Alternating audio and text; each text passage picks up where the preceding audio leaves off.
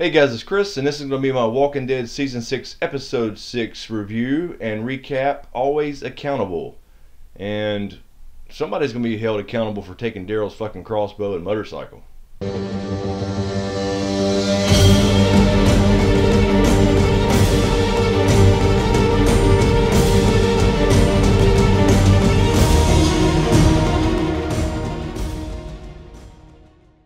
So this episode was all about Daryl, Sasha, and Abraham and what was going on during the whole busted attempt at the zombie horde evacuation. And it opens with them taking back off, heading toward Alexandria, and we see some group of people start shooting at them and they don't know who the hell it is. Daryl and them kind of get split up. He wrecks his bike. Sasha and Abraham take off, take care of who's chasing them, and Daryl ends up in the woods alone. And it looks like he got shot at first, but I think he just fucked his elbow up when he wrecked the bike because he was bleeding. But a cool shot here was after he got into the woods, and he kind of just fell down with the bike. Ended up he was laying right beside a walker with a motorcycle helmet on. Could that be some kind of foreshadowing? Anyway, he sees this whole area that he's in the woods has been burnt to a crisp, and there's bodies laying everywhere. And he comes across these two girls in the woods. We don't know who they are, and then he turns around, there's a dude there, and Daryl gets knocked the hell out.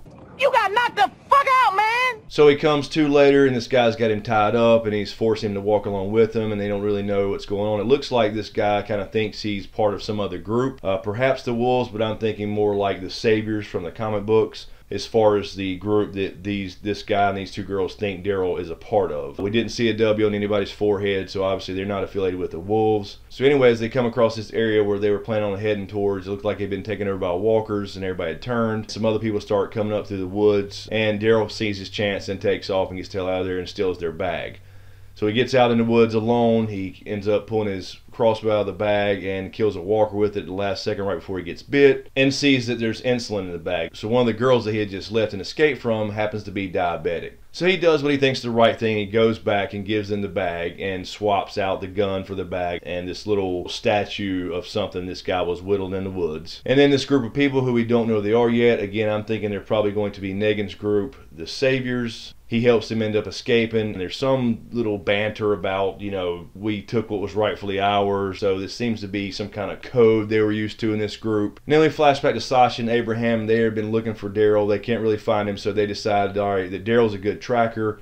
They'll lead him to them, so they leave tracks and clues on the way, and they get kind of shelter in this building in this little town. And Abraham's been on this kind of psychotic binge the last few weeks, and he saw that in Sasha earlier where she was ready to just die and she was going crazy, and now it was kind of Abraham's turn. He goes out and finds himself a ex-military person who's a walker and decides to get up in his face and damn near gets bit, but then kind of pulls back. So anyway, he finds himself some RPGs and a launcher and some cigars and kind of goes back to Sasha and kind of finds himself a little bit, I think. And then him and Sasha had this odd moment where he says he wants to get to know Sasha a lot better, and Sasha's like, why the hell would you think that? And he's like, oh, you know, a man can just tell. So are we going to see a romantic relationship there? But I did like the quote that Abraham told Sasha in there when she was trying to talk to him about how he's acting and how he's kind of going crazy, and he says he's just having fun. He says, loose ends just make my ass itch. And I love that line. I think that was hilarious. And I agree with him, but at the same time, he is going out and doing stuff he doesn't need to be doing, unnecessarily risking himself. But I think this episode was about him coming back around and getting centered again and realizing that he needs to kind of let go of the past and move forward. So as it goes back to Daryl, he's now helping these people escape this Savior group, I'm assuming. So they're hiding in the woods. These guys are looking for him, and he kind of makes some noise, and he kind of gets this guy to walk towards him, and there was a walker trap behind this huge rock, and he gets the guy bit. And this other guy comes up and just nonchalantly chops his arm off and says, get up and walk it off. And oh, the irony. One of the girls in the group that he was helping who had diabetes, who he took the bag back for, she ends up getting killed anyway after he essentially took the bag back and saved her life because she needed insulin. But they essentially end up escaping this group, at least for now. And then Daryl, after helping them, you know, and talking to him for a while, he seems to trust them. So he asks them the questions. How many walkers have you killed? How many people have you killed? And why? All the questions Rick used to ask people before letting them enter the group. And then, of course, they double-cross him and take his fucking motorcycle and his damn crossbow. When they were taking off on his motorcycle, she says, I'm sorry, and he says, you will be. We'll definitely see Daryl's crossbow again. I'm pretty sure.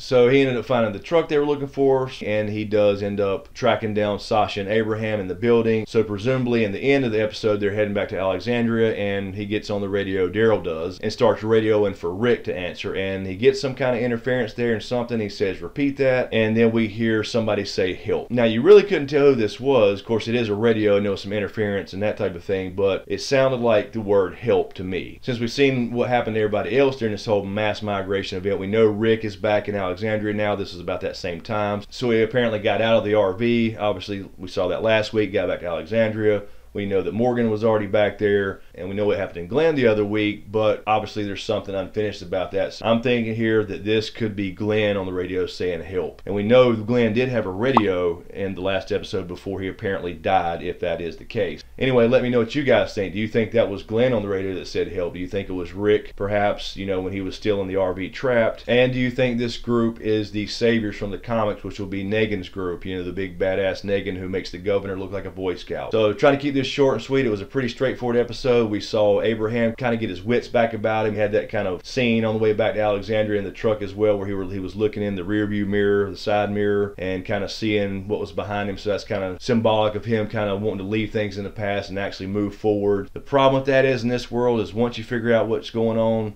usually you end up fucking dying anyways. What did you think of the episode? Do you think that was Glenn's voice? And do you think this is the savior group that Negan will lead? And I know we'll probably see him before the end of the season. Leave me a comment in the comments below. Let me know what you think. Thanks for watching. Be sure to subscribe to get everything, and we'll see you next time.